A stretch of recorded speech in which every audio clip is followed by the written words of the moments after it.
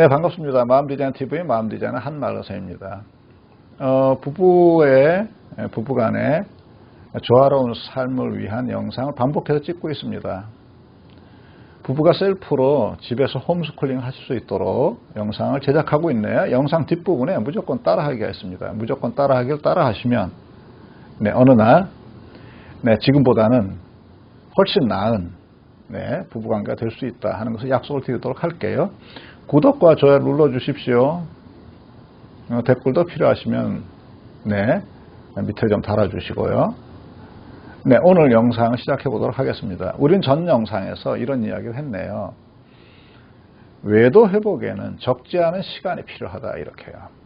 그리고 그 시간이 많이 걸린다는 것을 알고 있어야 된다 이렇게 얘기했습니다. 준비를 하셔야 되잖아요. 시간이 오래 걸린다는 것. 그래야 우린 서두르지 않게 되잖아요.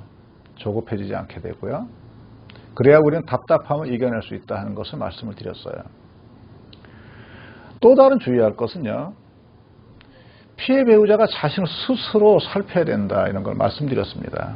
지금은 지나칠 정도로 이기적이어도 괜찮겠다 이렇게 말씀을 드렸어요. 궁금하시면 앞에 영상을 한번 찾아보십시오.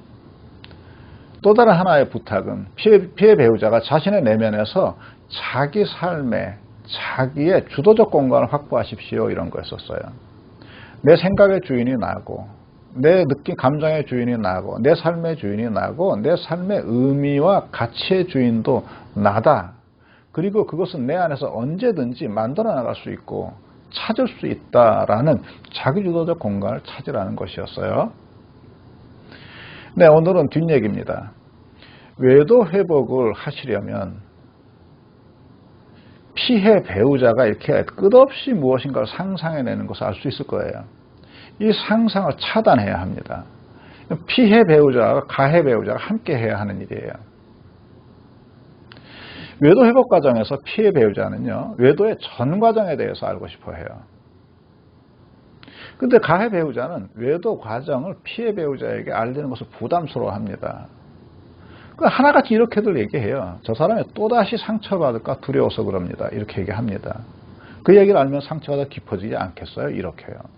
그런데요, 사실은 가해 배우자의 방어 기제인 경우가 훨씬 많아요.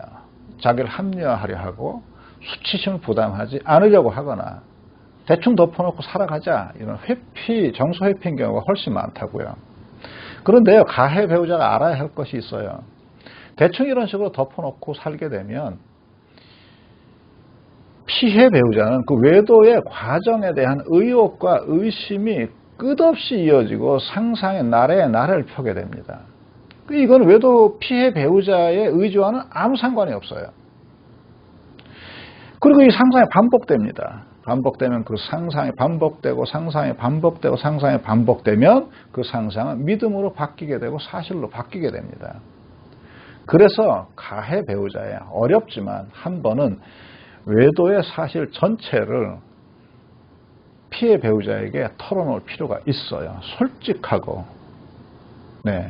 진심을 담아서 표현하고 사과해야 되는 거죠. 오늘의 무조건 따라하기입니다. 외도 회복 후에 부부관계가 대면대면해지지 않으려면 용기 있고 솔직하고 진심이 담긴 정직한 고백이 필요해요. 외도가 돌입된 어떤 동기, 과정, 외도의 기간, 외도의 절차, 방식, 계속 진행된 과정, 그동안에 있었던 일, 피해 배우자가 알기 원하는 모든 것에 대한 고백이 필요합니다. 모든 것에 대한 솔직한, 숨기지 않는 정직한 고백이 필요해요. 이때만이라도 정직해야 합니다. 근데 주의하실 게 있습니다. 이 대목은 주의하시면서 이 과정을 지내세요.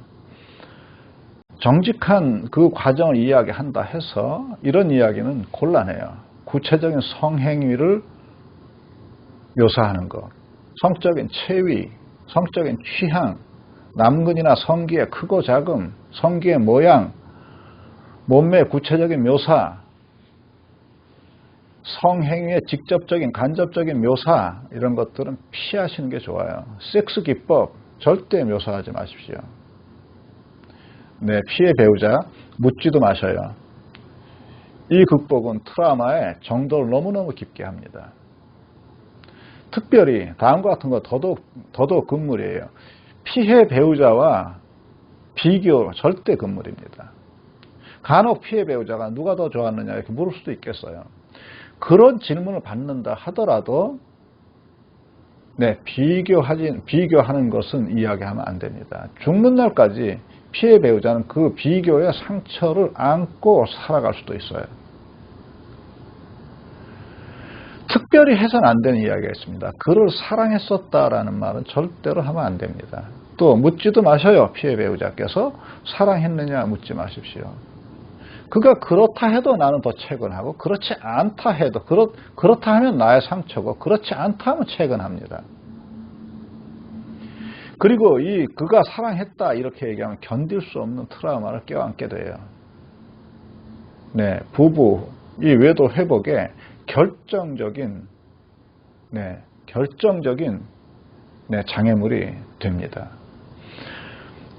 또 부부가 이 외도를 했지만 부부가 이걸 극복하고 가정을 유지하고 살기로 했으면 또 다른 삶에 돌입하기로 했으면 만약에 남편이 외도했다면 처갓집에 아내가 외도했다면 시집에 그것을 전달하지 않는 게 너무너무 중요해요.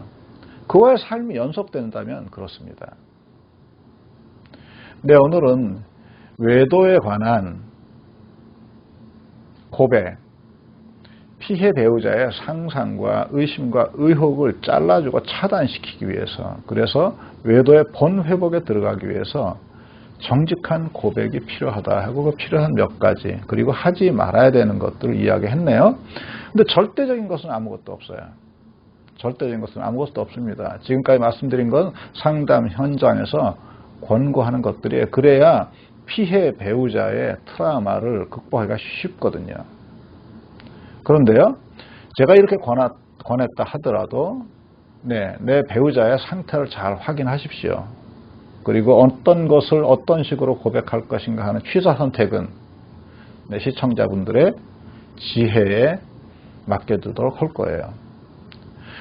부디 이번에 경험하시는 외도 이 이벤트를 잘 극복하시고 부부의 조화로운 삶을 회복하시기를 진심으로 바랍니다. 그리고 이 일에 고통을 당하고 계시는 피해 배우자 시청자 여러분 진심으로 위로를 드려요. 이 이벤트를 잘 극복하고 나면 새 땅이 열립니다. 새 삶이 시작이 돼요. 전에보다 훨씬 나은 삶을 시작할 수 있습니다. 이게 우리가 지금 이 이벤트 안에서 경험하고 있는 이 고통 뒤에 숨어져 있는 의미들입니다. 비록 부디 지금 이 고통과 갈등을 잘 극복하시고 그 전에 외도 이전에 살았던 삶보다 훨씬 나은 부부의 삶으로 돌입하시기를 진심으로 빌겠어요. 네, 오늘 여기까지 하도록 하겠습니다. 고맙습니다.